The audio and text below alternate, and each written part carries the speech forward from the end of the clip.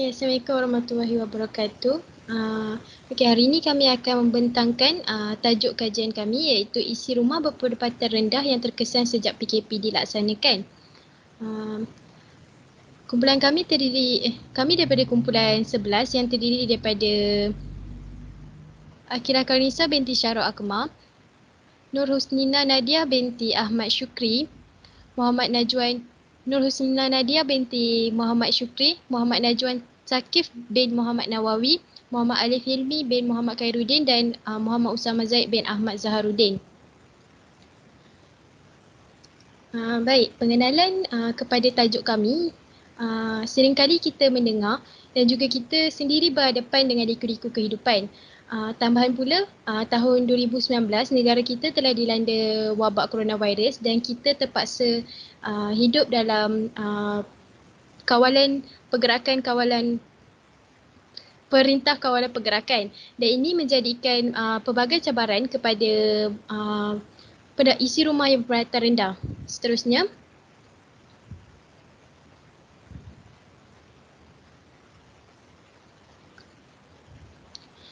kerajaan pun mengambil inisiatif untuk membantu mengurangkan beban rakyat. Hal ini dapat mengurangkan serba sedikit kepada isi rumah yang berpendapatan rendah. Tetapi kami membuat kajian ini untuk mengkaji masalah-masalah yang dihadapi oleh isi-isi rumah yang berpendapatan rendah sejak musim PKP. Okey, saya serahkan kepada orang seterusnya.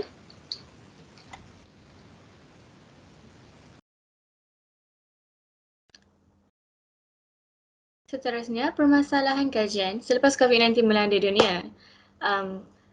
Kerajaan telah mengambil inisiatif untuk melaksanakan Perintah Kawalan Pergerakan.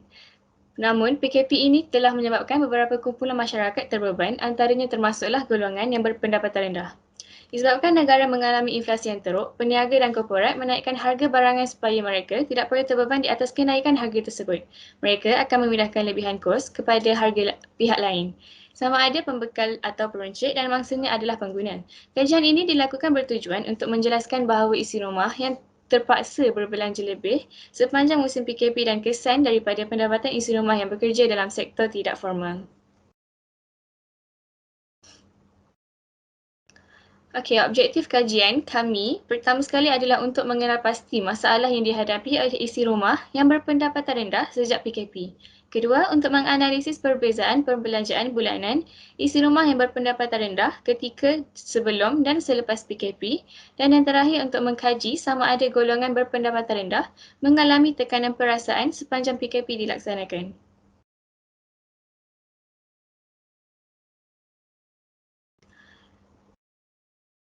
Kami bersetuju untuk melakukan kajian ini di sekitar kawasan Selangor dan Kuala Lumpur kerana persekitaran Selangor dan Kuala Lumpur bersesuaian dengan kos sara hidup yang tinggi yang menyebabkan penurunan taraf hidup penduduk di sana. Skop kajian ini tertumpu kepada penduduk di sekitar kawasan Selangor dan Kuala Lumpur, situasi semasa penduduk, permasalahan yang dihadapi dan masalah kesihatan sekiranya ada oleh penduduk yang disebabkan oleh pelaksanaan PKP di Malaysia, terutamanya di kawasan yang dinyatakan. Seterusnya adalah kajian literatur. Kajian literatur ini dijalankan berkaitan tajuk yang telah dipilih iaitu isi rumah berpendapatan rendah yang terkesan sejak PKP. PKP merupakan satu tindakan kerajaan dalam membendung wabak virus COVID-19. Rakyat juga turut terjejas akibat PKP kerana kebanyakan golongan pertengahan menyara diri dengan bekerja sendiri. Satu-satunya mata pencarian mereka hilang dan hal ini menyebabkan bermulanya krisis-krisis melibatkan keluarga dan isi rumah.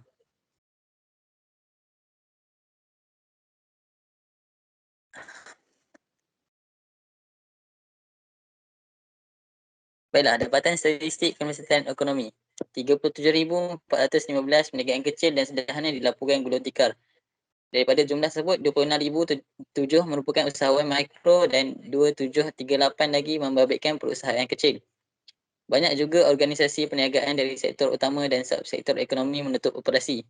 Kadar pengangguran pada suku kedua tahun 2020 meningkat kepada 5.1% daripada 3.5% pada suku pertama. Seterusnya,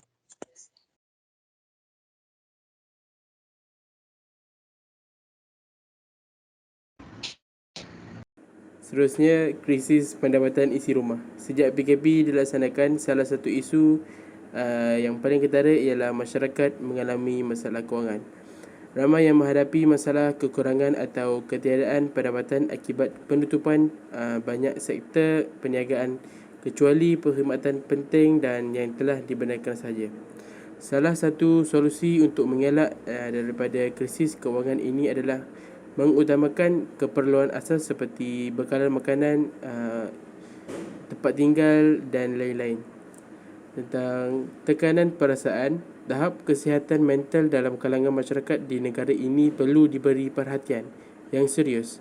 Memandangkan semakin banyak kes bunuh diri dilaporkan sejak kebelakangan ini yang dikaitkan dengan tekanan akibat pandemik COVID-19. Statistik Polis Diraja Malaysia mengesahkan sejumlah 266 kes bunuh diri ini dilaporkan sejak PKP dikuatkuasakan. Seterusnya, metodologi kajian.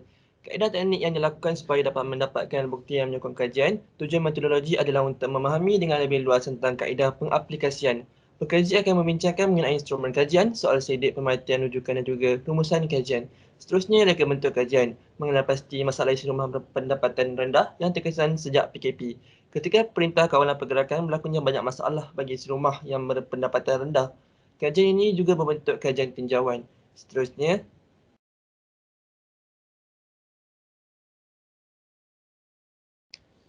pemerhatian.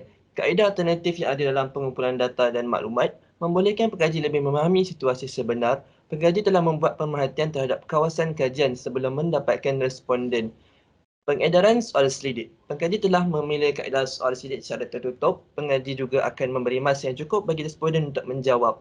Kelebihan menggunakan kaedah soal selidik ialah mudah mendapatkan maklumat.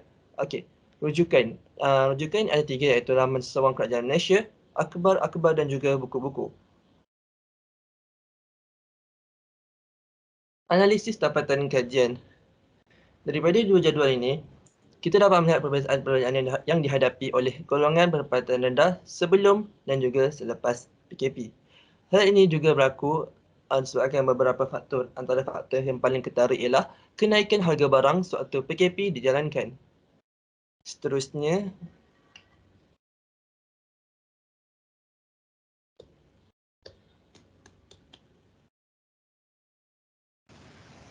Secara kesimpulannya, hasil kajian yang diperolehi melalui sumber soal selidik kajian ini, kita dapat melihat beberapa masalah yang harus diselesaikan oleh kelompok ini sepanjang PKP dijalankan. Kami juga mengajukan beberapa soalan yang berkait dengan masalah kesihatan para responden.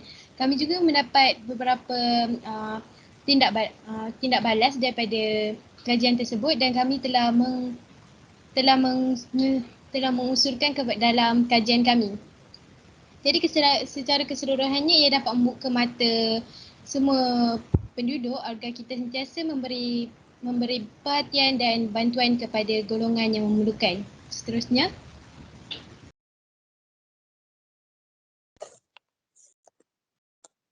ini adalah lampiran yang kami letakkan. Kami meletakkan beberapa bahagian untuk tujuan okey. Okay. Bahagian A adalah demografi responden. Bahagian B adalah objektif 1. Bahagian C objektif 2. Iaitu berkenaan dengan perbelanjaan bulanan. Dan bahagian D adalah objektif yang ketiga kami, iaitu kesan terhadap responden. Yang terakhir adalah rujukan. Kami mempunyai 6 rujukan dan ini adalah rujukan-rujukan daripada kajian kami. Sekian, terima kasih.